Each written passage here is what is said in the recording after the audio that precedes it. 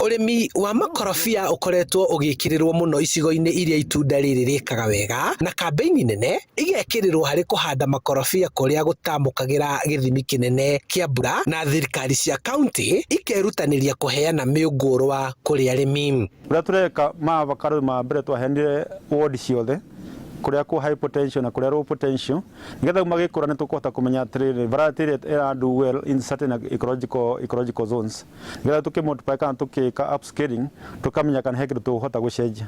No so far avocado cikũrĩte in all the regions, and I can tell you for areas that have been semi-arid ta horo wa Gatuanyaga, Go River na Ndia, this crop has done very well. Arĩmi arĩa marĩmĩte matunda maya makoretwo matekuona umithio wa ũrĩmi wamo nginyagia rĩrĩa kambuni itiganĩte cianjĩrĩirie kwarahũra thoko ya makorobia thutha wa ahũri biacara gũthundũra ndũnyũ itiganĩte nja wa bũrũri. Twĩrĩga gũthiĩ bũrũri wa Egypt na Chamber of Commerce na tũkĩona thoko nene mũno ya matunda marĩa metagwo buete. No twarĩkia gũcoka kuona thoko ĩyo twacoka Kenya, matunda macio ma buete nĩ makorirwo gũkũ Kenya ningĩ nĩ manini tondũ demand ya matunda marĩa makoretwo mekuo nĩ ma hass. Ũguo andũ nĩ mahandĩte hass ningĩ kwa ũingĩ na magakorwo itunda rĩa buete nĩ gũthirĩra rĩnyihĩte. To makorobia ti andũ aingĩ metĩkagĩra kũhanda, moigaga nĩ megũte mũgũnda makoiga ũkũhanda makorobia makunge mũgũnda ũre mbembe wĩhandaga kũ. Rĩu no ũrĩa wĩna ũmenyo, rĩu ta gũkũ itũra rĩrĩ nĩ niĩ ndatũmire mahande, ngĩhanda matunda kwa ũingĩ to makinyĩte ona kũu kĩanda. Ona andũ akwa wĩra nĩ ndameraga mahande ngamatinagia mbia thutha, mahandirwo andũ erĩ tu nĩ ekũhanda mĩtĩ ĩrĩ. Rĩu andũ aingĩ matirĩ makuo, no mũndũ ũhandĩte nĩ ekũhota kũmenya ũrĩa marathiĩ. Rĩu arĩa marĩ namo mĩgũnda-inĩ yao marakũngũĩra thogora mwega ũrĩa itunda rĩrĩ rĩragũrwo kuona thengia ya thirikari cia kaunti ya Nyĩrĩ, Murang'a, Kirinyaga, Embu na Kiambu gũkorwo inyitanĩire na rũhonge rwa Chambers of Commerce nĩ macokanĩrĩirie arĩmi na gũthondeka society iria marahũthĩra kwĩyenderia matunda mao nja wa bũrũri ĩmwe kwa ĩmwe. Tũmenyete atĩ arĩmi aya no mateithĩkire form cooperatives kana makorwo marĩ hamwe, nigetha agũri arĩa megũka kũgũra avocados deal na one entity which is the one cooperative. Rĩrĩa gũkorwo na mũtitũ wa makorobia thĩinĩ wa gĩtaro kĩa Mount Kenya, na mũtitũ wa makorobia rĩ nĩ hĩndĩ wambia kũgimara kana kwĩrua.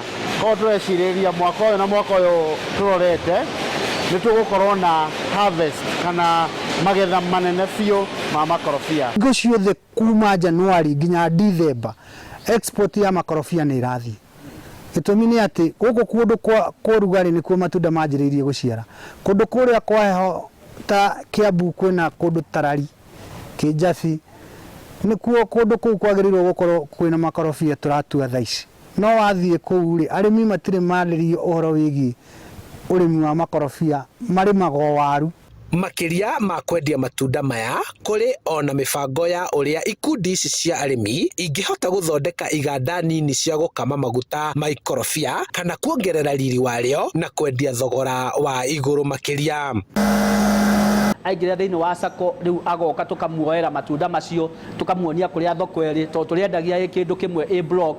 Kuo tũrathiĩ tũka-involve ũhoro wa andũ a mekaga inspection ta andũ a KEPHIS na andũ metagwo HCDA, nĩgetha matunda marĩa mothe mararĩmwo nĩ arĩmi aitũ magakorwo makinyanĩirie ũigĩrĩrĩki wa quality ĩrĩa ĩrendwo nĩ ũndũ wa mabũrũri ma nanja. Ministry cia ũrĩmi kuma kaunti 10 cia gĩtarũ gĩa gatagatĩ nĩ ciũrĩtio iteithĩrĩrie arĩmi na mathomo nĩguo mahote kũrĩma ũrĩmi wĩna umithio na ikorobia rĩambĩrĩrie gũtaranĩrio na indo ingĩ iria ciendagio nja wa bũrũri na cikarehera bũrũri mbeca nyingĩ.